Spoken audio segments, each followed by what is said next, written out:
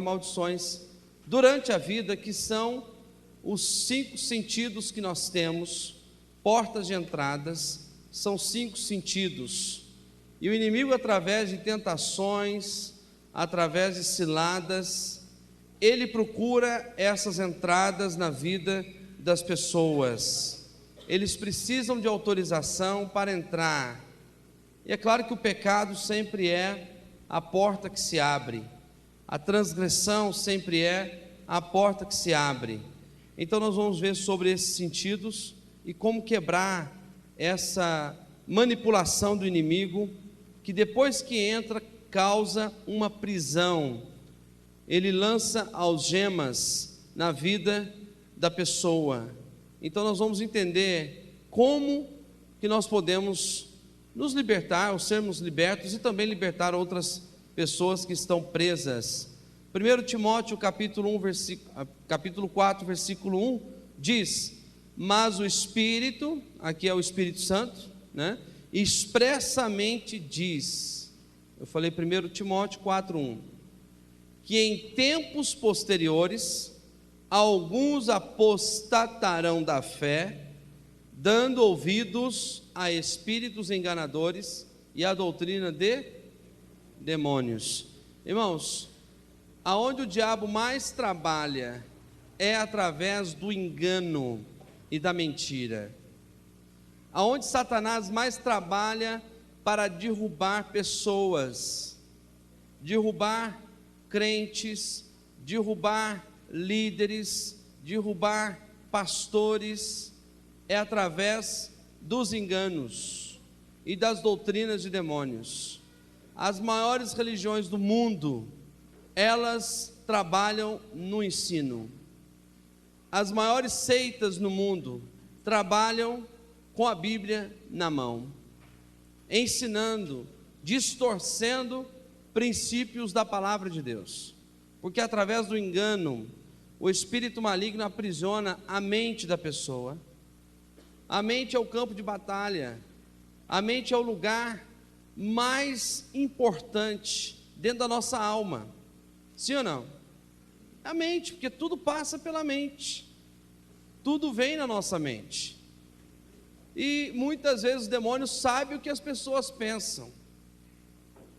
Por que eles sabem? Porque eles colocaram os pensamentos, colocaram as mentiras, e a pessoa está correspondendo às suas mentiras. Então ele sabe o que a pessoa está pensando. Quando a pessoa começa a corresponder com as suas ciladas, então Satanás sabe o que a pessoa pensa. E nós temos que tomar muito cuidado, porque o inimigo trabalha muito nessa área do engano, prendendo a mente. Foi assim que ele começou a derrubar Eva, primeiramente, e depois Adão. Em Gênesis capítulo 3, versículo 1: ora, a serpente era o mais astuto de todos os animais do campo que o Senhor Deus tinha feito. E esta disse à mulher: é assim que Deus disse: não comereis de toda a árvore do jardim. Eva não podia ter aberto o diálogo, porque ninguém pode calar a boca do inimigo. Nem mesmo Jesus mandou ele calar a boca, porque ele fala. Só que Jesus resistiu e venceu. A resistência tem que ser na palavra, e com a verdade da palavra. E outra coisa, irmãos, muitas vezes nós somos atacados na mente, e nós queremos resistir na mente, e não pode. O ataque vem na mente, com os pensamentos, e a nossa resistência tem que ser em palavra. Está me ouvindo? Tenho que falar: eu resisto esse pensamento em nome de Jesus. Eu resisto esse ataque espiritual em nome de Jesus, porque o inimigo não vai ouvir se você não falar. Está me ouvindo? Está entendendo isso? Muitos crentes, vem um pensamento maligno, vem o pensamento de cobiçar uma moça ou uma mulher, vem o pensamento de desistir da fé, e aí fica resistindo na mente e perdendo a batalha. Eu tenho que falar: eu resisto, eu repreendo, em nome de Jesus, ou o sangue de Jesus tem poder sobre a minha vida. Amém, amados? Na situação de Eva, ela abriu o diálogo, porque Satanás veio com a dúvida e com a mentira, e em vez dela resistir, ela abriu o diálogo com o inimigo, e começou então a ser aprisionada na sua mente. Então o diabo foi colocando ela dentro de uma cilada, e ela engoliu todo o veneno daquela serpente que era Satanás astuto. E a palavra de Deus diz que se nós resistirmos o diabo, ele fugirá da nossa vida. Amém, amados? Mas tem que resistir. Eu não posso aceitar. Então tem muitos ataques na nossa vida, até como líderes que nós somos, como pastores que nós somos, como líderes dentro de um ministério. Vêm as seduções do inimigo, as seduções do dia a dia. Desista do ministério, pare de ficar trabalhando para a sua igreja, não é isso? Você dá mais tempo à igreja do que na sua própria vida, e vem vários ataques. Vem vários ataques. Às vezes alguém sem maturidade acaba chegando em você e dizendo assim: não, sai da sua igreja, vem para a minha, que aqui é melhor do que lá. Ou então você já tem capacidade suficiente para ter a sua própria igreja, e quando a pessoa sai dessa cobertura, ela perde a proteção. Ninguém pode caminhar sem cobertura espiritual. Ninguém pode. Eu, como pastor, o apóstolo Edilson, nenhum de nós, agora eu posso caminhar, já tenho experiência, maturidade, discernimento, tantos anos de ministério, capacidade, já expulsei alguns demônios, já fiz algumas coisas, já posso caminhar sozinho. É o início do fracasso, é o início da derrota espiritual, porque ninguém vence o inimigo sem cobertura. Está entendendo isso? Ninguém vence a batalha que está à nossa frente. O diabo nos ataca pelo menos de duas formas. Primeiro, ataque direto, ataque frontal no dia a dia, e ataque a longo prazo. Os dois ataques nós temos que vigiar. Os dois ataques é aquilo que Paulo fala em Efésios capítulo 6, versículo 10, que nós temos que vencer no dia mau. O dia mau é aquele dia que parece que tudo está dando errado, parece não, está dando tudo errado, e aí vem o sentimento de desistência, e é nesse dia que você tem que buscar o auxílio de Deus, é nesse dia que você tem que buscar o auxílio do teu discipulador, é nesse dia que você tem que buscar o auxílio do teu pastor, do teu ministério, da tua igreja. Amém, amados? Para vencer o inimigo. Quando nós lemos Gênesis, a gente vê que Eva, em nenhum momento, ela parou para dizer: Senhor, o que eu faço? Nenhum momento. Era a sua como se diz, o seu ego, o seu eu, diante de um ataque terrível. Ela não buscou auxílio nem ajuda, nem de seu marido Adão, que era a sua cobertura, o seu sacerdote, e nem a Deus. Pensou que podia vencer sozinha o inimigo, e na realidade ela foi tragada pelo inimigo, e tudo começou na mente, através das palavras. Então os nossos ouvidos são portas de entradas para espíritos. Se Satanás lança uma mentira e eu acredito, ele já me prendeu. Entendeu isso? Se ele lança uma seta, se ele lança uma cilada e eu entro, ele já me aprisionou. Porque os nossos ouvidos são entradas.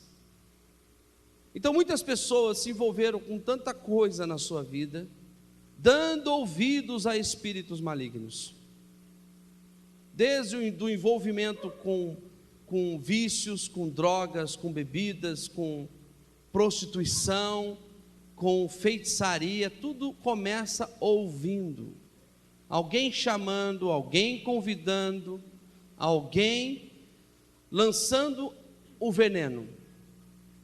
E aí a pessoa se converte a Jesus, glória a Deus, mas tem que continuar vigiando os seus ouvidos. Não empreste os seus ouvidos para o inimigo. Não empreste os seus ouvidos para o adversário. Discirna a voz de Deus entre tantas vozes deste mundo. Está me ouvindo? Então os nossos ouvidos, aquilo que a gente está ouvindo, o que é que você ouve diariamente? Que tipo de música você ouve? O que é que entra pelos seus ouvidos diariamente? Porque aquilo que entra é o que está alimentando a nossa alma, ou está adoecendo a nossa alma. Certa vez, fazendo uma libertação, eu conto essa experiência no livro e ela marcou muito, porque foi um confronto muito forte com o espírito maligno de linha de mesa branca, que de branco não tem nada. Os espíritos que atuam na mesa branca, que é chamado de kardecismo, são piores do que os demônios do candomblé, da umbanda, da quimbanda.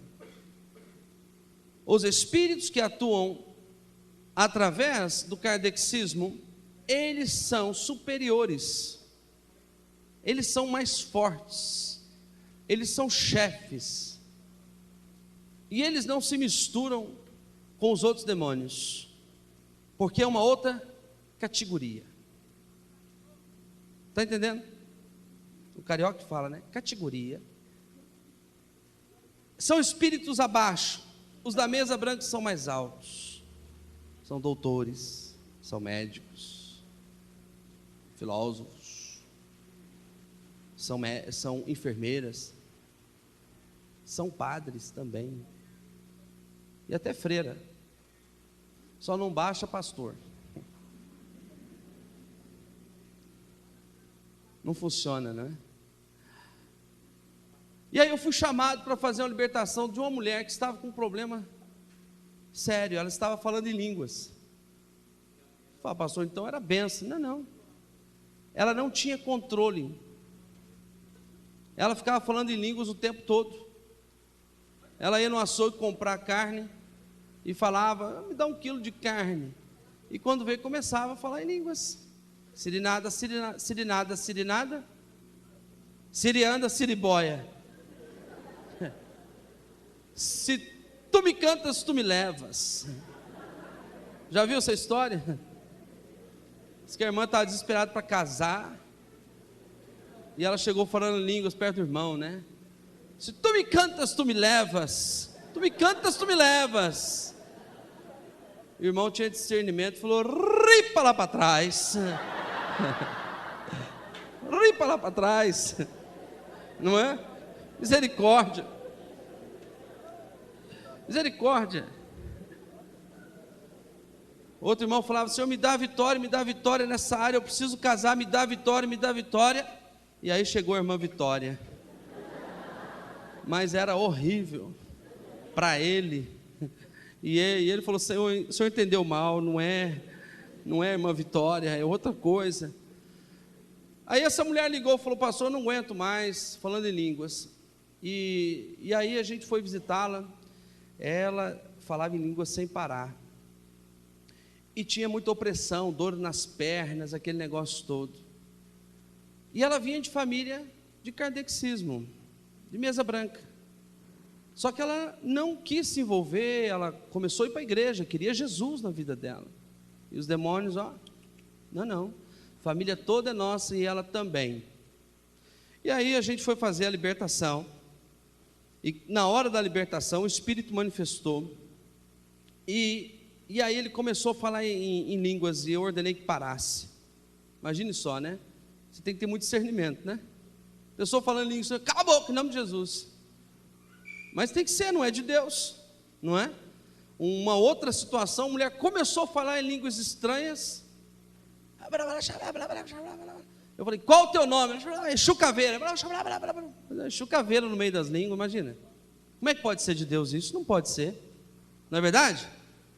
E aí essa mulher então, querendo a libertação, preste atenção, manifestou, começou a falar em línguas, e depois começou a falar em francês.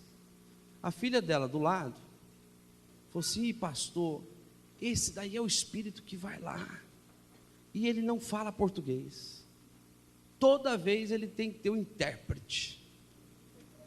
Imagina eu, mineiro, nem português direito a gente fala, nós fumamos, nós voltemos, não é? Você vai lá para a morte do quê? Fazer o quê, meu filho? Oh. Então, aí, eu falei, em nome de Jesus, pode falar a minha língua, e falou português, parou de falar francês. Qual o teu nome? Doutor Paulo Vitor. E assim, ó, sabe, em pé, com maior panca de doutor, porque Exu cai para o chão, vira aquela bagunça, né? Exu, pombagira, esses bichos, vomita, não sei o que, papapá. Esses aí não, fica em pé. Uma vez manifestou um Joana Dark, manifestou e já falou para mim, posso sentar? Com maior educação. Se você não tem discernimento, pode. Aí quero ver expulsar depois. Pode não, pode ficar em pé aí. Aí fui mal educado. E aí então, doutor Paulo Vitor.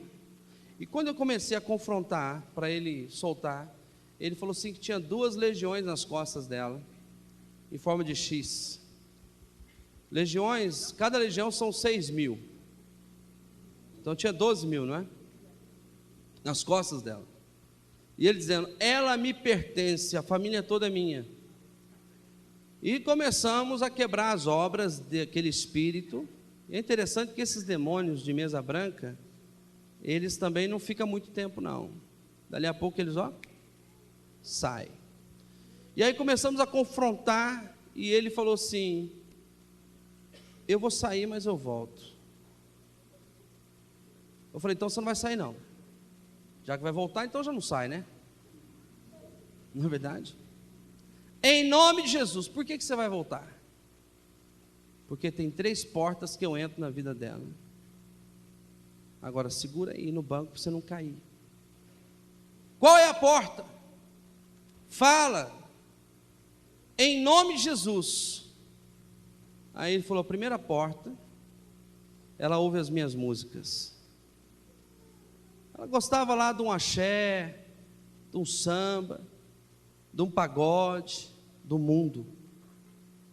Está entendendo? Ouvidos. Primeira porta que ele falou, ouvido.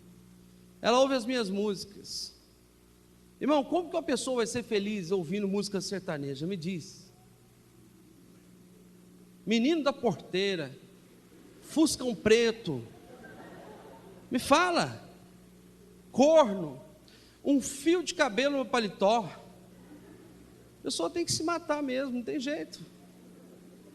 Ouvindo músicas funk, cachorra e não sei o quê, a pessoa tem que morrer, não tem jeito, porque são músicas que envenenam. Não, pastor, tem o Roberto Carlos que é romântico, que tudo vá para o inferno, não é o que ele fala na música? Como é que uma pessoa vai ser feliz assim? E aí então começamos a confrontar e tal, e aí ele falou, segunda porta, ela assiste as minhas novelas. A filha dela já estava chorando, como alguns aqui já estão querendo chorar.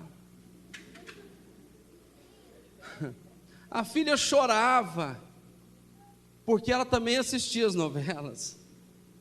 Era um Pantanal, umas novelas da Rede Globo. Sabia que todas as mulheres da Rede Globo tomam banho para Pombagira, entrar e passar pela televisão, entrar pelos olhos. Muitos homens sérios, homens de Deus, muitos homens muitas vezes, né?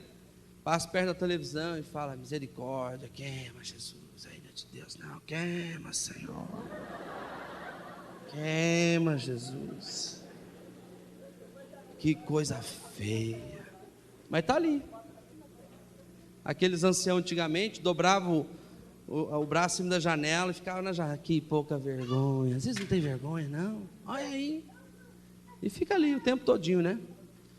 Não, pastor, é a última novela. E aí já começa as cenas da próxima novela. A prisão. Os demônios aprisionam pelos olhos. Por isso a pornografia é terrível para a pessoa se libertar. É ou não é? Ninguém fala, claro.